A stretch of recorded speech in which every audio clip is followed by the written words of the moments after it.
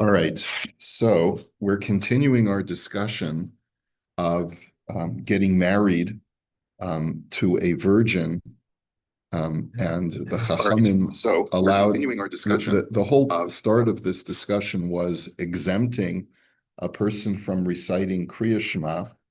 The last thing that we saw yesterday that is the permissibility of deflowering a virgin for the first time on Shabbos. And we saw that this was a machlokus. There were some rabbis who were prepared to be permissive because it's a davar she'eino miskaven. That's not your primary objective.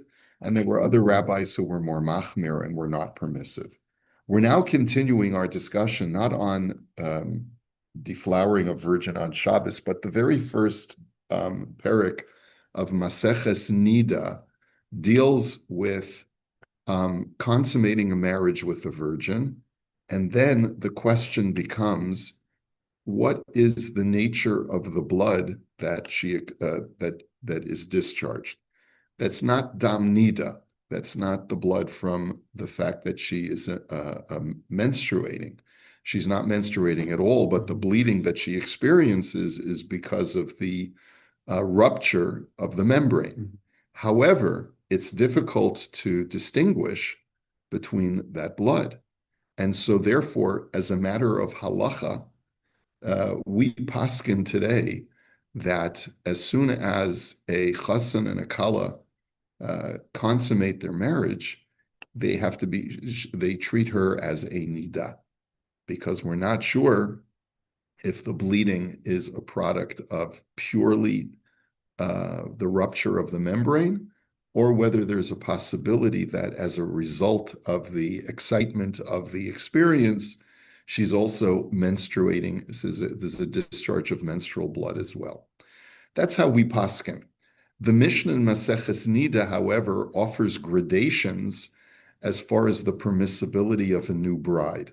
And it all depends upon her age. Now, just as a matter of what we know to be the convention today, Jews over the course of centuries have evolved in our practices so that we no longer marry young girls. It's one of the differences between Western society and a more, let's say, fundamental Muslim society that still believes that when the Torah permits you to marry a girl when she's over the age of 3, that can continue today. Jews, as a matter of course, don't do that, but girls were getting married young in the times of the Mishnah, sometimes even before they began to menstruate. And so the Mishnah says that it all depends as far as how you deal with this bleeding that she experiences at the night of the wedding, depending upon whether she started to menstruate or not. There are some girls who are premenstrual, and therefore you can certainly assume that any blood that she experiences is not a product of menstruation. There's a second category of girl who has not begun menstruating, but she's already 12 years old. And therefore, there's the possibility that it's menstrual blood. And then, of course, there's a girl who's over 12 and a half years old, where we already expect that who has already started menstruating, where we have to be even more machmir and presume that any bleeding that she experiences is a result of not only the rupture of the membrane, but also menstrual bleeding. So the Gemara now says, Shmuel Omar, and this is a little bit less, more than halfway down the page on Chav Ches Amud Aleph. Shmuel Omar, Kol hahi hilchasa dereshe depirka achraya denida. He says, sorry, it's not the first parak, it's the last parak of Maseches Nida. So he says, all of the Mishnah, all of the halachas from the Mishnayos at the beginning of the last parak of Maseches Nida, lahalacha avolo lemasa. They are halachically accurate to provide these breakdowns based on her age and her bodily functions, but they are not halachically implemented in our world. And as you can see from what the commentary says, mishum shalamaisa la'achar be'ilas hamitzvah hakala asur labayla. that as soon as they consummate the marriage, regardless of her age, regardless of her menstrual history, she is immediately prohibited to her husband. Beinim rasa damnidus kodim lochenu vein lo rasa, whether she already has a history of menstruation or not. Vafilu im hi ketana shadain lo higia zman aliros. And even if she's a minor and she hasn't yet even begun menstruation, nonetheless, we are generally machmir. That's the pronouncement of our Gemara. Now, I do want to point out that there's still a controversy a bit that exists today. When I was being taught my chassan classes, this was the standard halacha. You're going to consummate the marriage one time, and then you and your wife have to comport yourselves as if she's a nida, and you go to your separate beds and you count 7 clean days, and then or you count 4 days and then count a clean 7 days, and you have a minimum of 11 days before she can go to the mikveh and you can resume marital activity. Okay, there are some poskim today who say that it depends. They say that if she actually experiences bleeding, then you have to treat her as a nida. But if she doesn't experience bleeding, because let's say you know for a fact that the membrane has already, she's been to the gynecologist and he says you no longer have your hymen intact, and therefore there's no bleeding at the night of the consummation. There are some poskim today who say that you don't have to treat her. Since there was no bleeding at all, you don't have to treat her as a nida.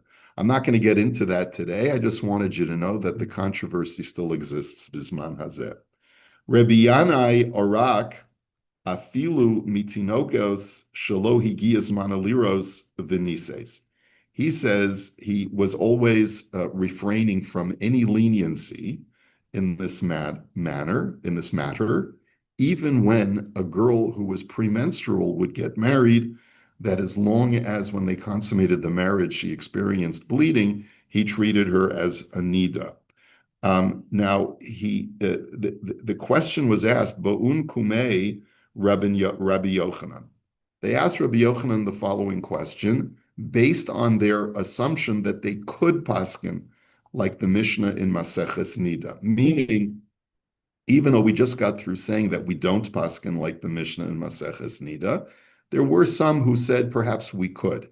And based on that, they asked Rabbi Yochanan the following question. Mahu liva ol be'ila shnia.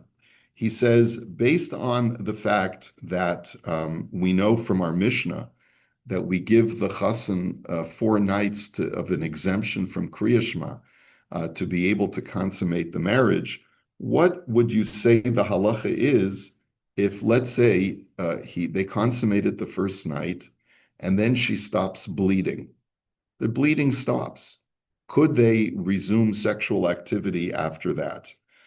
In other words, would that be permissible during the first 4 nights that we learned about previously, that we said previously that a chassan and kala have the first 4 nights to consummate the marriage, just in case. Could they resume activity if the bleeding stops? That's the question. And so the students of Rabbi Yochanan said, why are you asking our Rebbe this question? Litlos b'dam hamaka lo hore ve'livol be'ila shniya hu maraya? Question mark. He says Rabbi Yochanan doesn't even paskin to be lenient like the Mishnah in Maseches Nida.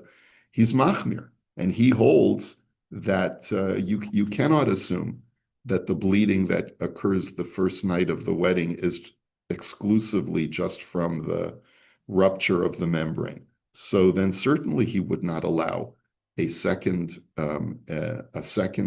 encounter because Rabbi Yochanan is always machmir to fear that maybe some of the blood is blood of a nida. So therefore, certainly you wouldn't be able to resume that activity. So clearly, Rabbi Yochanan, you should not be asking this question because he doesn't paskin like the Mishnah. So now the Gemara says, let's clarify the question that they're asking. Matzri chala, what was the question that why were they asking Rabbi Yochanan the question? B'shabo la yemei hefsek tahara bintayim. He says, because the question was, let's assume according to the Mishnah, in other words, what was their question as far as their question about the Mishnah? Sufficient time has elapsed for there to be healing of the membrane. That after it's ruptured, let's say a couple of days go by, and she hasn't experienced any continued bleeding. And that was the basis of their question. And so does the heter of the Mishnah apply? That maybe, and like he says in footnote 28, he says, Medubar shahadimum pasak lemispar yamim. The bleeding stopped for a number of days. Vishuv chazar lekatmuso. And she feels completely healthy once again. Hashoalim nistapku ha'im hafsakas hadimum goremes lanu lahaniach shahamaka sheba'a machmas habeila kvar nirpa'a. Can we assume that the stoppage of bleeding is because the rupture that was originally caused the first night of the wedding has now completely healed? And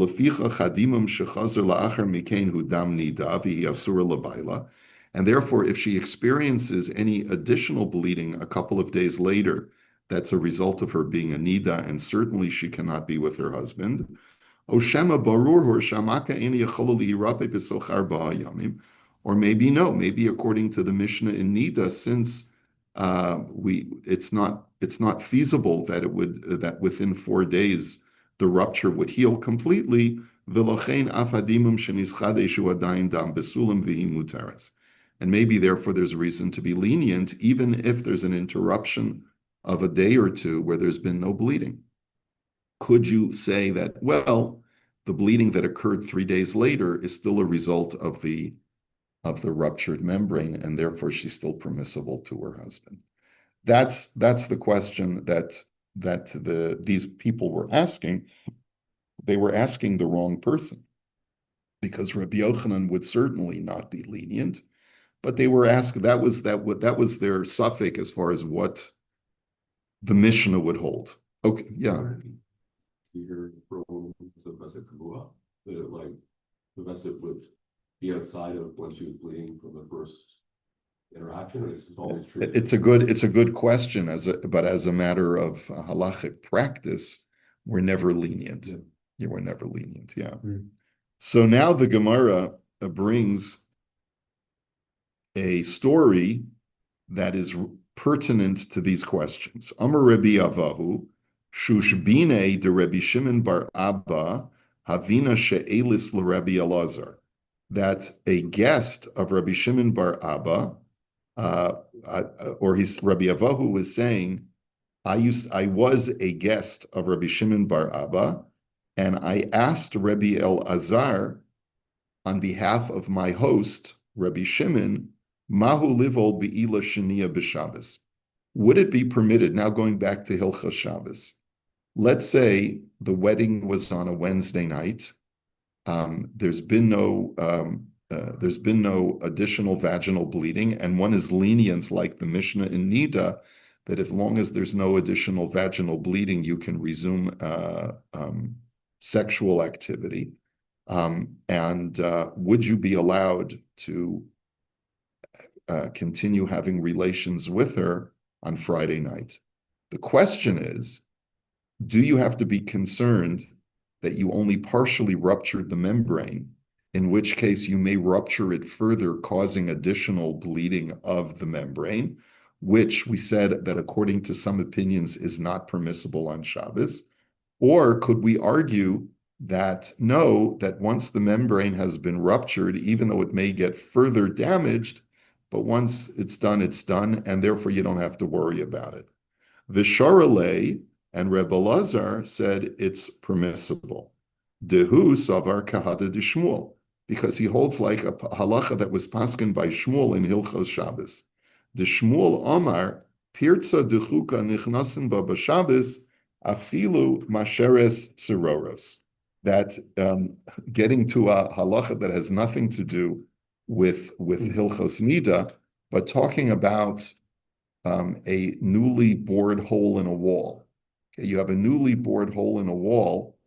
Are you allowed to use that hole to pass things in out through that hole, even if by putting your hand through or putting objects through, you could potentially dislodge additional little pebbles It's slightly bigger. and make it slightly bigger. So Shmuel says it's perfectly permissible to do that on Shabbos. That's not considered to be the construction of a new hole or even the expansion of a new hole, since it's not something that will necessarily happen. And since the main part of the hole has already been created, we're not worried if a few additional pebbles become dislodged on the margins of the newly created hole on Shabbos. And based on that, the Rebbe Lazar was lenient, and he said, based on that, you could do a second intimate act with the bride on Friday night, since you've already ruptured the membrane. We're not concerned, even if there will be a slight further rupture. Go So ahead. it's the same if you have a container that you've opened slightly and you open it more. Right, exactly. That would be the argument. We're not concerned about the bleeding cause of Shabbos. We're talking about the right, because as we learned before, there are two issues that are involved with the act of consummating for the first time on Shabbos. One is the bleeding, and we said that there are different opinions as far as what the nature of the bleeding is. But the other one is the creation of a passageway, right, which now makes her into a more formed person. Okay. Amar Rebbe Chagai, Shushbine de Rebbe Shmuel Kaputkaya, that the guest of Rabbi Shmuel of the city of Kaputkia, Havena, in other words, I was once a guest in his home, and She'elis Rebbe Yoshia, and I asked Rebbe Yoshia on my host's behalf, is it permissible to have additional intimacy with the bride based on the Mishnah in Nida, which is lenient when she's a girl and she hasn't started menstruating yet, Ushara mine, and he refrained from giving me a heter. In other words, he was reluctant to say that I could paskin like that Mishnah. And then She'elis LeRebbe Shmuel bar Rav Yitzchak va'amar li, I asked the same question of Rabbi Shmuel bar Yitzchak, and he said to me, Me'ata eze dam nida ve'eze dam besulam. And he says, based on the fact that our rabbis are reluctant to rely on that Mishnah, he says, he said, I'm just reading the commentary. Me'ata sherabosenu nimnu v'gazru shalamaisa ein lo inhoka orasa Mishnah. The rabbis basically said that we don't rely on the leniency of the Mishnah, that when the girl hasn't yet started menstruating, you can assume that all the blood is blood from the membrane. Eze dam nida ve'eze dam besulam. Eze chiluk yesh bein dam nida ledam besulam. How can you really tell the difference between which blood it is? Ulefichach af sheyesh lahaniach she'adam sherasa hakala hidam besulam. And therefore, since you can't really tell the difference, in other words, blood is blood. And if she sees a discharge of blood, you're not really going to know the difference whether it's menstrual blood or blood from a ruptured membrane. And therefore, he asura liva'ala la'achar ha'be'ila kemi sharasa damnida. And therefore, you have to treat her exactly like a nida. And the Gemara basically cites a brisa to support that.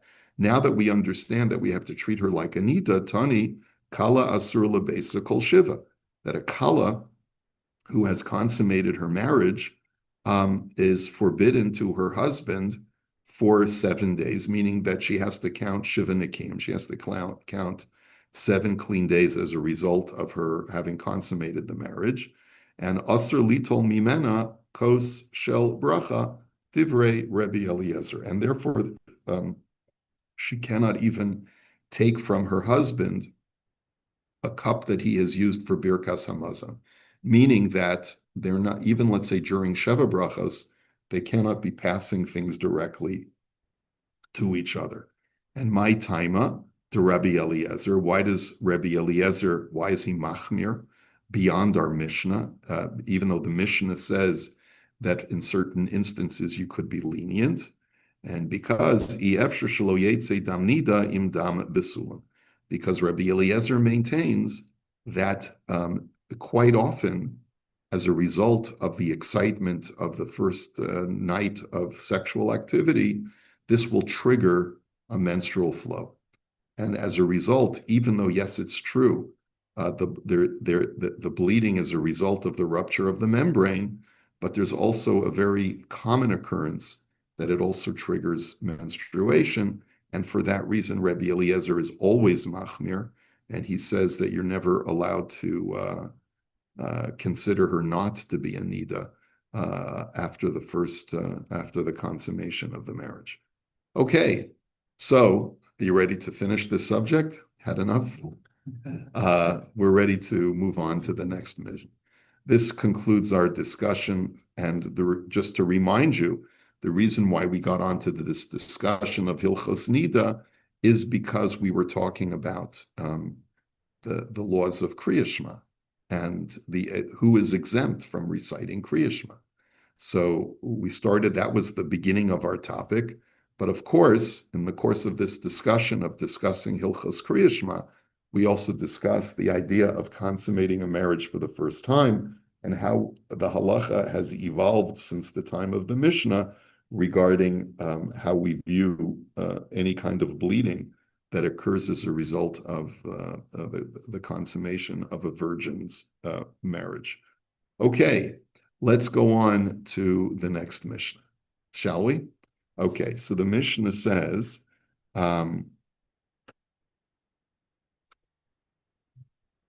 we were talking about in the previous Mishnah,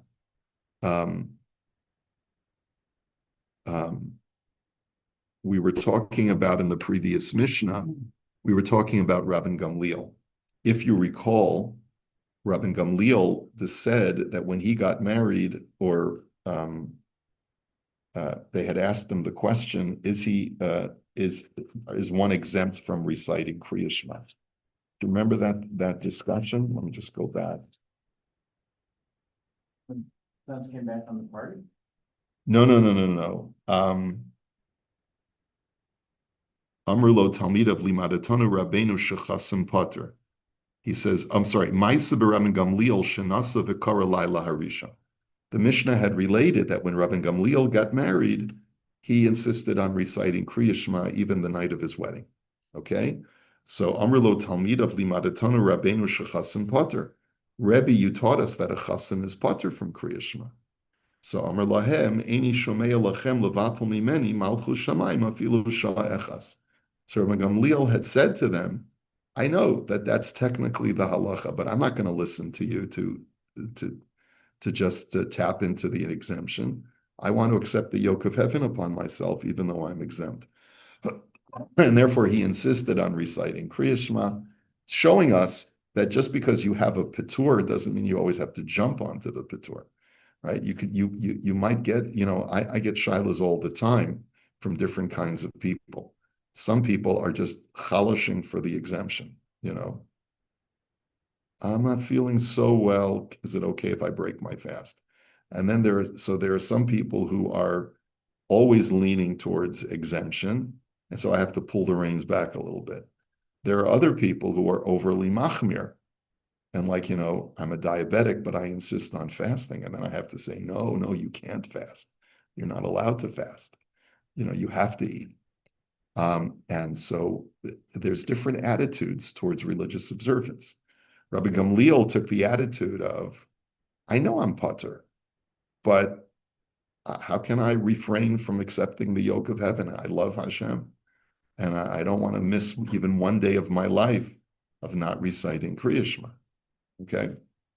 So we're continuing a discussion of Rabban Gamliel and his virtue. Okay? Rabban Gamliel, Rochatz Laila Harishon Shemesa Ishto. He says, now we're fast forwarding to when Rabban Gamliel's wife passed away. We previously saw how he comported himself when he got married, the wedding night. The night that she passed away, the night after she passed away, they had just buried her. He took a bath. Now, an Avel is not supposed to take a bath. So this was questionable. Amru lo talmidav, limadatanu rabbeinu, sha'avel aser lirchotz. Rebbe, you taught us that an Avel is not allowed to bathe. So why are you bathing?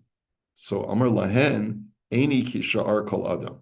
I am unlike other people who are not allowed to bathe. Istanis ani. I am fastidious. I'm finicky. Okay? And therefore, even an Avel who is fastidious is allowed to bathe. That's the end of the Mishnah. Now, we're going to discuss this in the Gemara now. But let's just have a little sidebar discussion before we get into the Gemara. Nowadays, the poskim say that we're all in the category of Rabban Gamliel. Why is that? Because how often did people bathe when the Mishnah was written? How often do you think people bathed? Once a week, if you were lucky. Okay, you went to the bathhouse Erev Shabbos. That was how often you bathed. And so to tell a person that you can't bathe during Shiva, except on Friday, is a perfectly reasonable thing to tell an Avel. In other words, act in a way that your bathing is, when you're a mourner, don't do anything to demonstrate that you're pampering yourself. But today, how often do people bathe? Daily, usually, sometimes even more than once a day, if you get really schwitzed, right? So because of that, the poskim write that by bathing daily, even during Shiva, you're not doing anything to pamper yourself or to abuse your period of mourning. You're just living life like you normally would. Should you deprive yourself of any additional comfort during Shiva? Yes.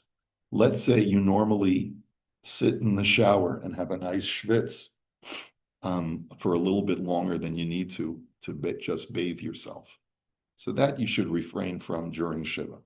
Some poskim also say that you should make the water a little bit cooler than you normally would. Normally you would take a really hot, steamy shower. During Shiva, take a shower where the water is warm, but not really, really hot. But for that reason, a lot of poskim, and this is how I comported myself during my Shiva as well, they do allow a mourner to shower even during the Shiva, or during the 9 days for that matter.